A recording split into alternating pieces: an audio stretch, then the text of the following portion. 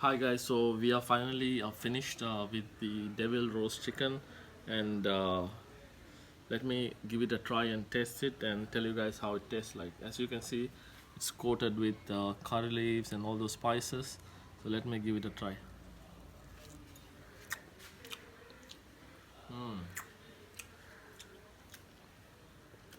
I can taste that chili flakes, the tamarind, the spiciness and the sourness of the tamarind, and I think it's to be honest, it's very tasty, and this is my auntie's recipe, and I think you should definitely try this recipe, guys, and you will love it, and your family members and your friends will really enjoy it. And it's not really spicy because it's a very mild spice dish, and hope you guys like it and do give it a try. And I'm gonna enjoy this lovely piece of chicken. Thank you all.